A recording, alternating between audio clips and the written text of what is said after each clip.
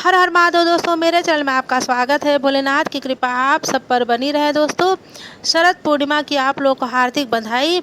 या देवी सर्वभूतेषु लक्ष्मी रूपेण संस्था नमस्तस्यै नमस्तस्यै नमस्तस्यै नमो नमः।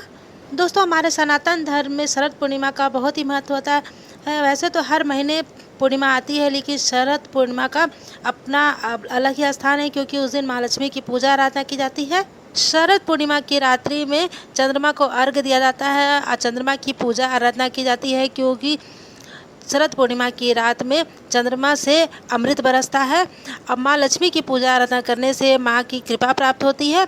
इस वीडियो के माध्यम से आज आपको शरद पूर्णिमा की कथा सुनाएंगे। हेलो दोस्तों, मेरे चैनल में आपका स्वागत है। मेरा वीडियो पसंद आए तो लाइक कीजिए, सब्सक्राइब कीजिए। नमस्कार।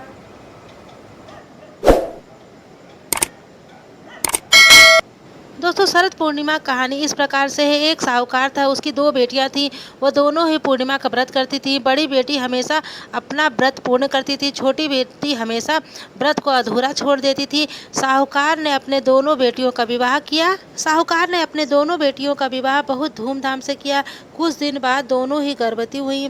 बड़ी बेटी को पुत्र पैदा हुआ, छोटी बेटी को संतान पैदा हुआ, होते ही मर गया। साहूकार की छोटी बेटी संतान की मृत्यु से बहुत दुखी हो गई। उसे पंडितों से इसका कारण पूछा तो पंडितों ने बताया कि तुम हमेशा अधूरा व्रत करती हो, इसी कारण से तुम्हारी संतान नहीं बचती है। अगर तुम पूर्णिमा का व्रत पूरे विधि विधान पूर्वक करो तो तुम्हारी संतान जीवित रहेगी। उसने पंडितों के कहे के अनुसार पूर्णिमा का व्रत विधि पूर्वक किया।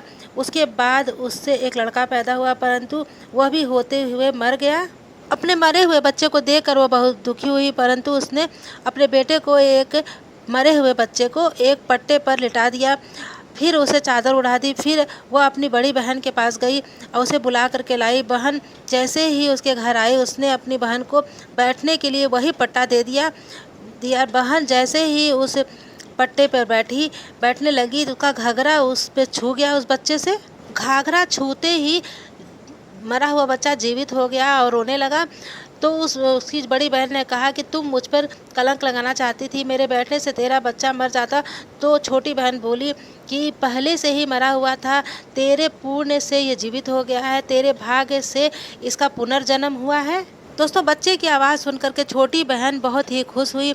उसने बड़ी बहन से कहा कि तू पूरा व्रत करती थी, मैं अधूरा, इसलिए तेरे ऊपर हमेशा भगवान की कृपा हुई है। मैं अधूरा व्रत करने के कारण मुझे दोष लगा है, मेरी संतान कभी जीवित नहीं रहती है। आज तेरे ही भाग्य से मेरी संतान जीवित हो गई है। बात उसने राजा से कही। राजा ने पूरे गांव में ढिढोरा पिटवा दिया कि कोई भी अगर व्रत करता है तो वो पूरा व्रत करे, अधूरा नहीं। यह थी शरद पूर्णिमा व्रत कथा। दोस्तों, वीडियो कैसा लगा कमेंट जरूर करिए। कमेंट बॉक्स में लिखिए हर हर महादेव। नमस्कार, मिलेंगे अगले वीडियो में।